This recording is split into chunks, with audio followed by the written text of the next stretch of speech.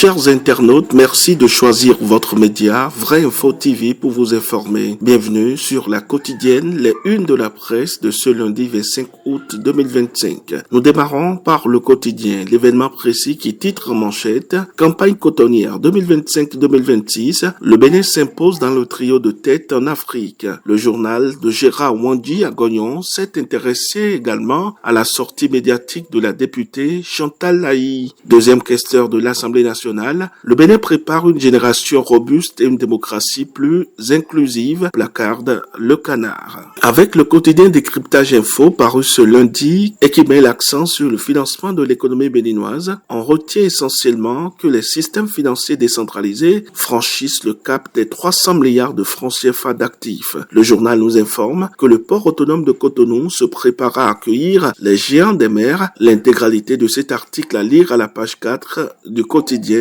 Décryptage Info, émission carte sur table de la radio CFM, Chantal Lahi, 13 des Louris à Patrice Talon, écrit le journal. L'investigateur du jour titre sur le démarrage ce lundi de l'édition 2025 du championnat national de tennis avec plus de 200 athlètes attendus à Porto-Novo et à Cotonou. Le quotidien Le Béninois libéré consacre sa une à la guerre des incompréhensions qui menace de fragiliser la dynamique de la rupture. Le journal interpelle directement le chef de l'État à mettre fin aux tensions. Dans la même parution de ce lundi, le journal d'Aboubacar Takpo annonce également l'appel de l'honorable Rachid Igbadamassi qui met en garde par à coup contre un retour aux vieux démons du passé. Le leader du jour, quant à lui, met en avant la rentrée politique des femmes progressistes engagées de Cotonou 1 et le renforcement de l'Union progressiste Le Renouveau dans la 15e circonscription électorale. Au sujet des 20% de seuil d'éligibilité des députés en 2026, l'honorable Chantal Lahi invite les partis politiques et les électeurs à un militantisme avéré, rapporte